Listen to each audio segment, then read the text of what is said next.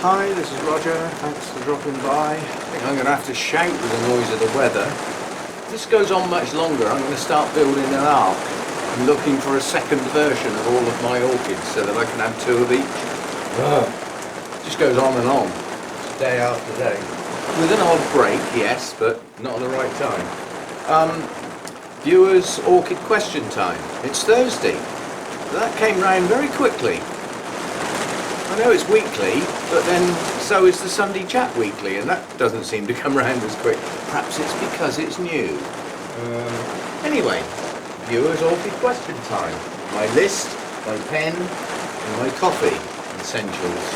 Right, some of these are short and sweet, which is what I wanted to try and do with this. Sue Wright asked, seedling Vandas, are they better potted or put in baskets? Well, firstly, I don't tend to grow seedlings, I don't get involved with them. So some say, it is said that, in other words, I don't really know, but from the suggestions and things and what other people I've seen growing young plants, seedlings, whatever, the difference between a seedling and a young plant and a maturing plant. As a seedling would be classed as something not long out of a flask, out of its very, very controlled environment. And I would say it would be classed as a seedling until it is acclimatized to being outside of the flask. Probably a year, something like that, maybe longer.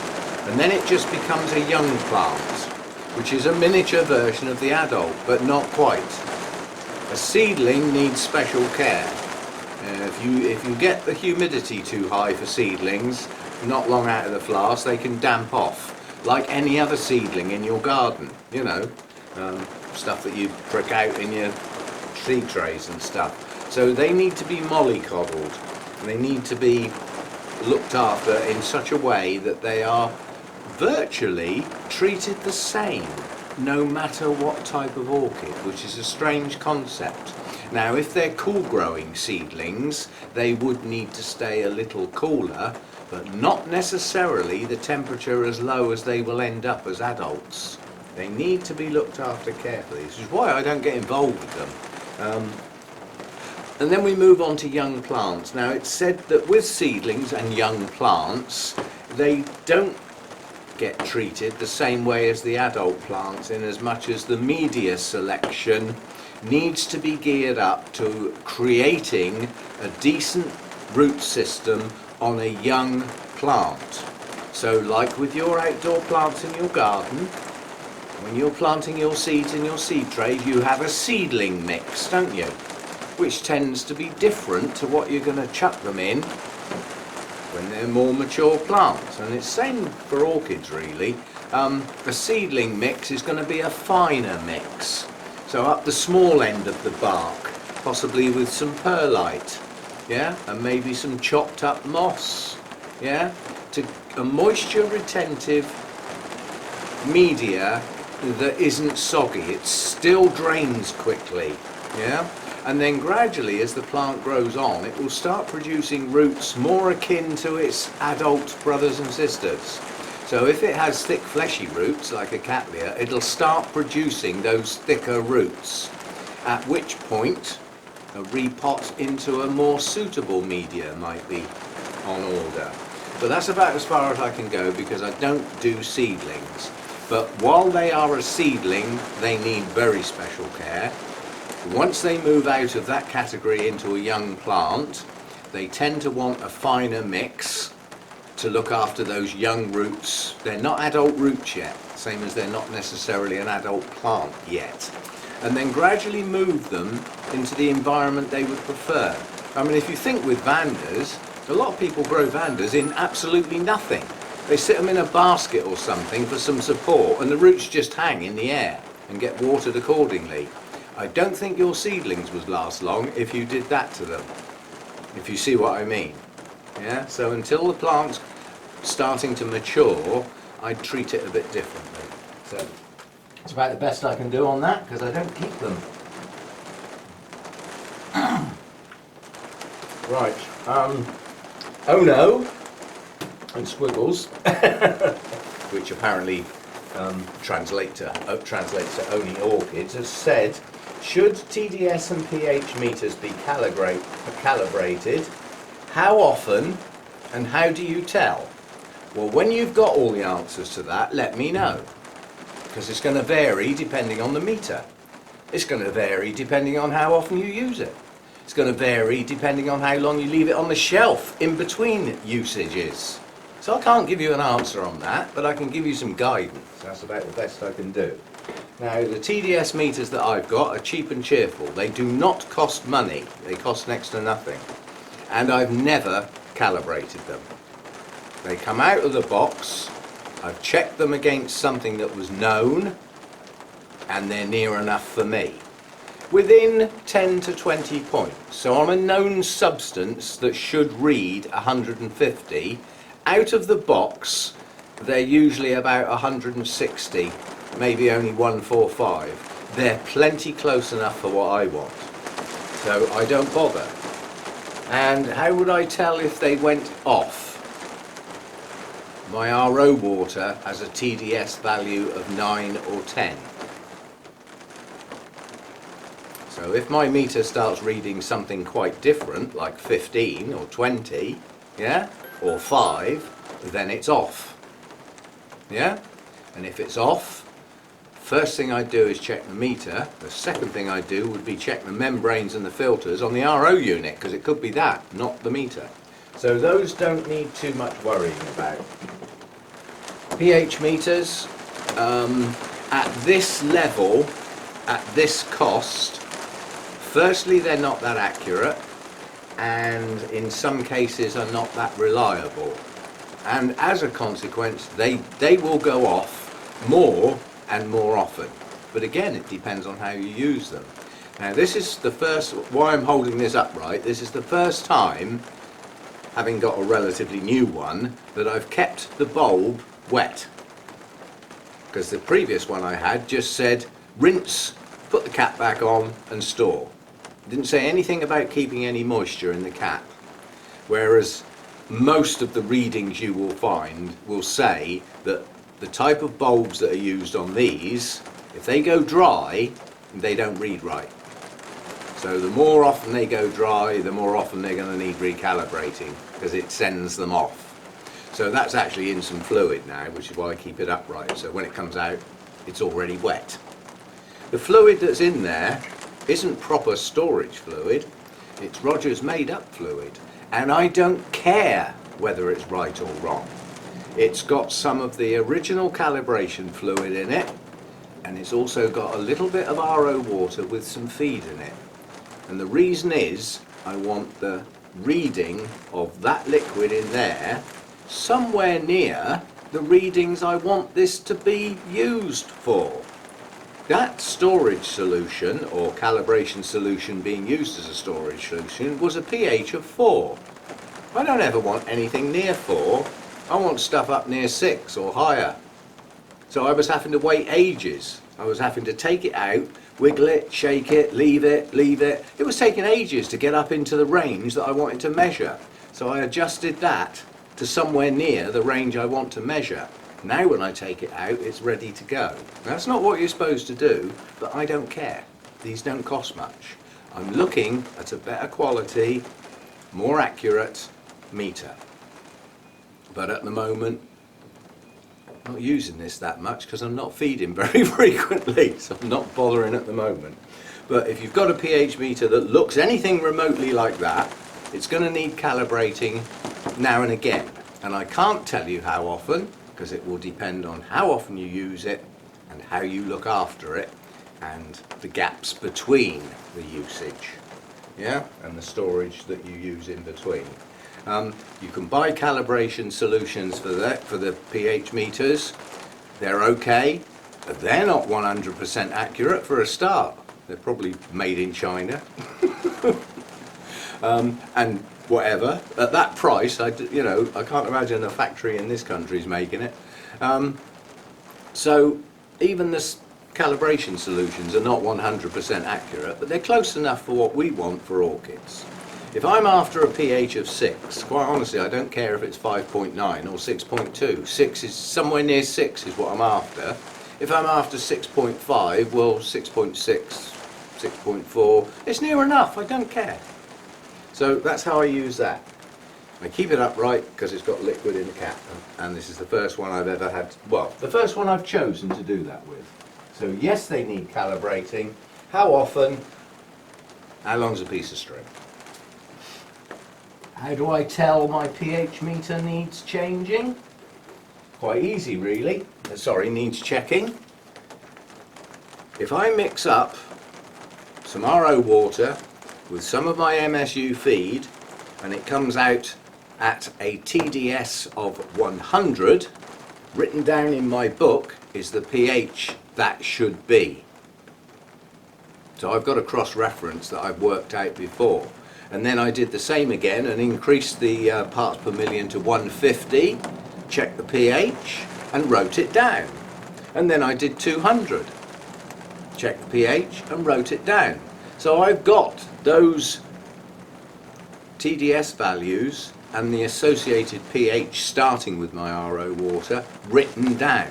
So I know roughly what the pH should be depending on the TDS value I've used.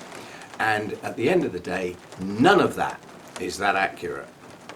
It's not a science lab. I haven't got a white coat and goggles on. I don't need it to be that accurate. So that's how I play with those. That's that one done. Right, the next one is related. Could I have a parts per million guide for some different genera? No. I never tell anybody how to feed their orchids. But what I can suggest is that identify the low feeders. Now for me, low feeders are Masdevallias draculas, most chlorophyllid types, yeah, which do tend to be cooler growers, my Miltoniopsis, and very little else. Those are my low, oh, and my Paphiopedilums, all three of them. Those are low feeders. They don't need a lot of food. And certainly in the winter time, the Paphiopedilums get hardly any feed at all, because they're not really doing much. This one had a bit extra because it did push up a spike and a bloom. Well, that needs a bit of help. So that one had a little bit more. It didn't get any more as far as the strength was concerned, it just got it a little bit more often, which is my way. A little and often. And then the strength is adjusted accordingly. So, as is the frequency. Not so much in the winter, a little more plain water in there. Stuff isn't growing that much. If it's not growing, it doesn't need feeding. Simple as that. Keep it simple. What else? What are we doing? Completely gone. Mental block. You know what's wrong, don't you? More coffee, please. Right, different genera. Out of the low feeders from next to nothing to a little bit, that category, we come into those that need some food when they're growing. And that really is everything else. But there are some plants that don't really stop growing. Things like Vandas. Unless you freeze them, they're going to keep growing, albeit possibly a bit slower if your temperatures are down a bit in the winter. Phalaenopsis don't stop growing. Any monopodials really, there's a hell of a lot of those are continuous growers given the right environment. If you haven't got the right environment, they may slow down, possibly to a standstill. So you need to understand your plants in your environment. But the category that comes next is, in here, almost everything. It's adjusted by, are you growing at all? Are you growing a bit? Are you going mad? Nothing in between those two. Are you growing a bit? Are your new growths just starting? Yeah? Well, once they get inch and a half, depending on the type of plant, they're classed as growing actively. That's when they get the higher level of feed. Now, my low-level feeders, parts per million, anything between 50 and 80. Next to nothing. You could drop a couple of leaves in some plain water and leave it overnight and probably get a higher reading than that. Very, very low, and not that often. Next level up, when stuff isn't doing much in the winter, I tend to keep my parts per million for most of the rest in here at around 120. 150 would be a little high. 150 perhaps for the holy clay pots, because quite a lot of those cattleyas are either producing buds now or growths. So although it's winter time and they're doing it relatively slowly, they are doing it. So I might take that a little higher, up near the 150 mark. I don't go any higher than that this time of year. There's not enough movement, not enough requirement to get those going. And my flushes are quite frequent, as well as my watering frequency being quite wide apart. That's just the time of year. Once we get into the spring, it will change. And my highest feeders is basically the bucket that the Vandas go in. Now at the moment I've got 4 plants going there. I've got the Bangkok Sunset, the Rhynchostylus gigantea, both of which are going to be gone soon, and then I've got my 2 real Vandas. One of those is Ascocena, I think, but nonetheless, so those are the only 2 left for that bucket. It makes my mind think, do I still want a bucket? Because if I don't have a bucket, I'm going to have a job to look after them. So they go with the bucket. So to get rid of my bucket, I'd have to get rid of my 2 Vandas, one of which is a present, and one of which is stunning. So that's not going anywhere, is it? But that, in the winter time, is somewhere between 150 and 200, and the Vandas, things get dumped in that bucket every 3 days, 4 days, and left to soak for a bit. Come the warmer weather, they'll be going in there at least every other day, and sometimes every day, and the feed level, the parts per million, will get up near the 300 mark, because the Vandas are higher feeders and seem to require a good push to get them to really push on. You need a set of new leaves before a spike will form, so you've got to push them a bit higher. The rest of the stuff during the active growing season is going to be somewhere between 150 and 200, but frequently. As I've said, I like the concept of not too much but quite often, especially as I've got quite a lot of mounts they've got a lot of bare roots showing. You put a high level of fertiliser on them and let them dry fast in temperatures, you could burn the roots. So I prefer not to go too high. So that's about as close as a guidance I can give, because it's going to vary time of year, environment, and definitely type of plant. But for me, you've got low to next to nothing type feeders, you've got normal feeders, and you've got high feeders. I'm not prepared to have any more categories than those 3. I've only got a couple that live in the high feeder category, allegedly. I can't prove they need that food. It doesn't do them any harm, but I can't prove they need it. I'd have to do an experiment. I can't be bothered. The rest get the same. And then those low feeders. So that's what I do. Right, what are we doing? That was Ken Canning asked for that one. I don't know whether that's actually answered the question, but that's about as good as you're going to get. Winded Axe asked for Elizabeth Ann Buckleberry care. Right. That's this one. What care does it get? Basically ignored. It doesn't get much care, quite honestly. And a lot of that is because it doesn't do much for me.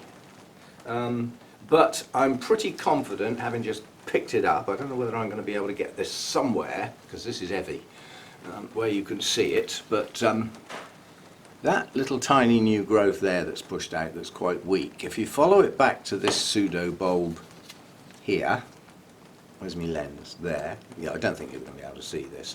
At the base of that bulb is a shoot, and that's highly likely to be a spike, because that bulb's already produced a new growth. Now this plant isn't doing as well as it should be because it keeps getting ignored, but it is growing, and it's not a plant, it's plants. It was several pieces put in together. I think I ended up with 3 or 4 of these somehow or other, can't remember how, but it was put in this pot, bowl, dish, whatever you want to call it, because it's a naturally shallow rooted bulbophyllum. It's a I don't like staying in the pot type bulbophyllum. The rhizomes between the bulbs are at least 1 inch long, sometimes a bit longer, so it's always on the move, it's always travelling. As far as care is concerned with me, it gets the same temperatures as everything else, because there's not much I can do about that. Now, it could be a warmer grower, it could be a cooler grower, but as I can't do anything about it, I don't care which it is. Do you see what I'm getting at? What would be the point about thinking, oh, this is a warm grower, what am I going to do?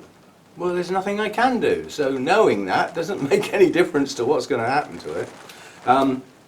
Light level is debatable. Thick, fleshy, leathery leaves that are a deep colour naturally says to me it doesn't need high light. And most bulbophyllums don't need high light. Medium to good light is what most of them are happy with, so that's what that one gets. In this bowl, which holds a massive amount of water, which is why it's heavy, it's very, very soft clay, not ideal.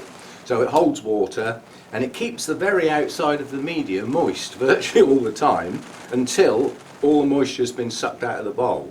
But unfortunately the middle of the bowl dries out, so it does still need watering when I think about it. And the last time I watered the round that this one comes into, it was still quite wet, so I didn't bother.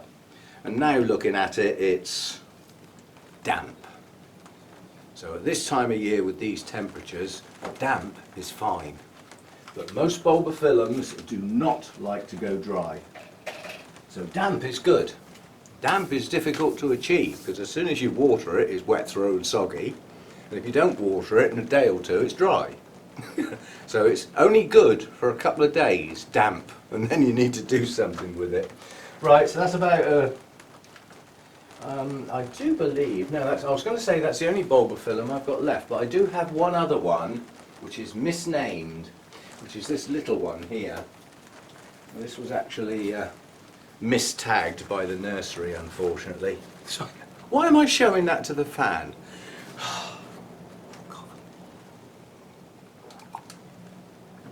So I had a busy morning and I got up early, well I got woken up early. Is this little bulbophyllum. Now, it's got the same growth pattern, it's got a very shallow root system. This one, however, decides to push out 2 new growths almost consistently. So it's exponentially getting bigger, but it's never going to get huge. But this one really would lend itself to going on a mount, because if you look at the new growths coming out, the rhizome extension is quite short, and it's quite a dwarf little plant. That one would work well on a mount. And now would be a very good time to do it, as it's got new growths coming out all over the place which are currently starting new root systems. I've just talked myself into it. I'm going to mount that. I wasn't going to keep it, that was to go, but I tried getting rid of it. Nobody wants it because it's a species, 95% certain, but we don't know which one. And I'm going to have a really serious go at identifying that next time it blooms, because at the moment I've got a picture of it, but like I've said before, when you get into the reds, my camera doesn't really show them that well. Right, so that's right. Where are we now? Running out. I'm going to need some more questions in the comments soon. I won't use these all up today. Here's a quick one. This is Pat. I really don't know how do you say SFR? Do you ignore the S? Freyend. That's my attempt. I'd imagine that's German or something like that, but it's not. It's not English. Not with an S and an F next to each other. Right, and Pat asked about the possibility of a bit of care information about. And I know why she's given me this, because it's a word that's almost impossible to say, so I looked up how to say it. This is a bit of a stinker. And it's Vuylstekeara. Yeah? But it starts with V-U-Y-L, which is pronounced V-O-O-L, apparently. And it's Michelle Rehfield, R-E-H, Field. Again, word that's all. You're just doing this because you know I can't pronounce it, I'm sure. But basically, Vuylstekeara is used a lot in the past. You go back 100 years ago, that word would have been around a bit. Mainly, it's an intergeneric, Oncidium type intergeneric, and it would have been around a lot more in those days because one of the main ingredients is Odontoglossum. We don't have so many of those nowadays because they've all been dumped in Oncidiums and other places. So they're not there anymore, so that word just doesn't come up. Yeah? But basically you've got 3 genera in there. You've got Cochleoda, which is a type of Oncidium, another one of the branches of the alliance, that tends to have quite pretty but smaller blooms, tends to be smaller compact plants, but not across the board, and slightly cooler growers than a lot of your mainstream Oncidiums. So that's part of it. It's then got Miltonia in it, and Miltonias vary a lot from bottom end of intermediate up towards the top end of intermediate. And also their light levels can vary, because some do like quite high light, but most are back away from that bright light. But the temperatures of those tend to be higher. And then your other ingredient is Odontoglossum. They do not like high light and they do not like heat. So overall, that intergeneric is going to be classed as a cool grower. It's got a cool element definitely, and a quite often cool element in it, and only one element of doesn't mind so much. So it's going to be a cool grower. And because of what's in it, I would say it's not a high light lover, it's going to be a medium light lover, not high light. Yeah? And with those ingredients, it would probably like a little bit of airflow, but not blasted with a fan. Those very thin leaf type Oncidiums, especially from the lower light, you know, the montane foresty things, like a lot of the odonts may have been when they were called that, they do get an airflow, but they don't get a draft as such. They, you know, they're not bending over in the breeze. They're very, very gently moving, sometimes hardly at all, that you don't even notice it. So airflow, yes, but not fast moving air. It dries their leaves out. They can't keep up. So that's that one, short and sweet. Vuylstekeara. There you go. Cheers, Pat. I bet you did that on purpose. To make Roger look an idiot because he can't pronounce things. It happens. Right, and the last one for today. Am I going to do it today? Yes, because I've got the stuff out. I've been going long enough now, I think. Yes, I have, far too long. Right, is decisions for mounting orchids. What is the decision-making process? Well, I got one out ready. Now this is, it's actually got a proper name. It's Siku Marguerite Chiansi Glory. And it's actually a twinkle crossed back again with Sotoanum. So that's 2/3 Sotoanum, which is a plant under normal circumstances about that big. That isn't Sotoanum, but it's tucked up the back there. But it's that size. And then you've got the other element of the twinkles, which is quite a small plant. Go and see Lynn's channel. She's got one in bloom or had one in bloom recently. So that is basically a twinkle, even though it's got a lot of Sotoanum in it. That would make a really good mounted orchid. It's the right size as far as Oncidium alliance is concerned, because it's up the small end. That one I just showed you pretending to be Sotoanum, you could mount that if you wanted to, but it would be incredibly clumsy. It would be difficult to attach because of its weight, and it would be difficult to get it to sit there and be happy because of its size and weight. Those type of plants that grow that big in the wild tend to be sat at the base of a branch next to a trunk, or in a fork where a tree is split up into several pieces. They get in there, those bigger ones, whereas the smaller ones sit along the branches quite nicely. Some of them gently hang off. Yeah? Depends if they're trying to get away from too much light. They've managed to get a hold in a place where they're happy, but for part of the day the light's a bit extreme. So you'll find the new growths will push out at the back of the plant, and gradually the plant will creep over the edge to avoid that bright light. That takes years for that movement to take place with these sorts, but it can happen. Right, so if I was going to mount that, first of all I'd have a look and see, are there any new growths? And in this case, no, because the new growths it's got are maturing. So it's already it's done that a while back. These are the new growths here, yeah, and round here. So these are maturing. So that's probably going to flower in the not too distant future. But it might push up some more new growths, but not at the moment. And strictly speaking, at the moment, it's not really growing much at all. So is this a good time to mount it? Yes and no. It would be much better if it had new growths coming with new roots pushing out. But I've found that when you repot, that can make quite a difference between the plant stalling or not.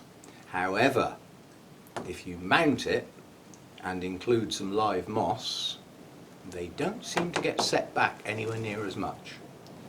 Don't ask me why, that's just how it seems to be for me in here. My mounts like it in here. Right, so what would go well with that plant? First of all, this plant can't be mounted like that. It also, I'm not going to turn it upside down, but it would be rather silly to do exactly the opposite and turn it upside down and point the whole plant downwards. It's going to have to go on the mount like that. Yeah? So the amount of space it takes up on the top of the pot is the same amount of space it's going to take up on a mount. So all I need to do when choosing what size is just look downwards at the plant, because that's what it's going to look like. That's how much space it's going to take up. Then I need to think about how much new growth is that going to put on per year. Well, in this case that could be 2 or 3 new growths for the first year, and then perhaps a few more the following year. So it's going to be 2 years before that gets anywhere near double the size. And that's what I'm always thinking of, is at what point is it twice as big? 1 year, 2 years, 3 years. Now with a young cattleya, could even be 4 years. Yeah, so it depends on plant type. Right, now I've got here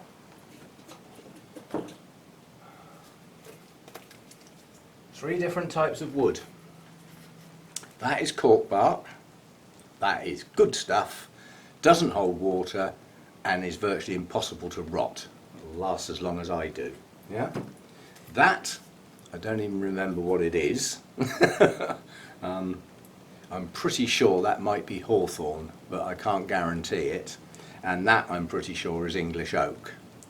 Both of those hold some water. When I water this type of bark, it doesn't all run off, it soaks in. So the mount itself stays wet for a bit. So that would be ideal for something that needs to stay wet longer. What happens to wood if it stays wet? It rots. Those mounts, if I bring them back into use and put a plant on there that's going to need a fair bit of water through the growing season, they're not going to last long. So is that a good idea, to put something on there that possibly within a year might have to come off again because the wood's going to fall apart? That's why these aren't in use. I'm gradually removing these and switching to the cork bark.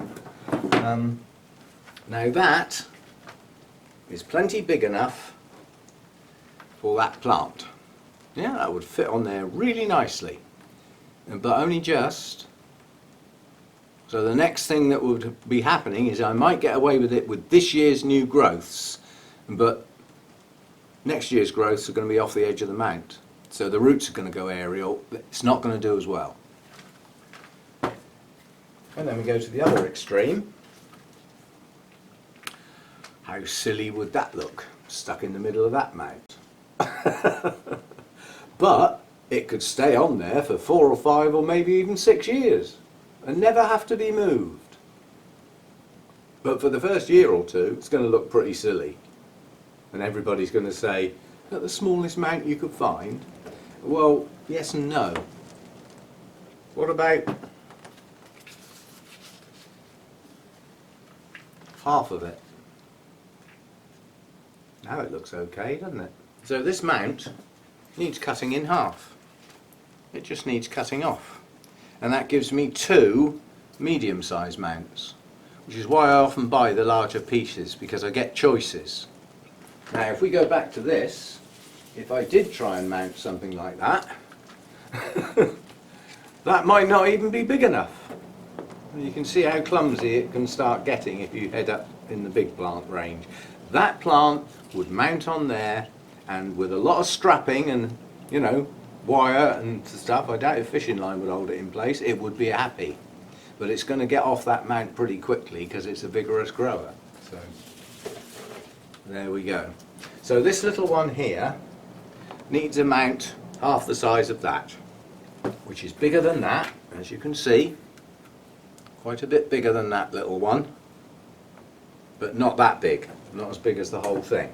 Yeah? So what about this one then? Would that fit on there quite nicely? Yeah, that would fit on there quite nicely.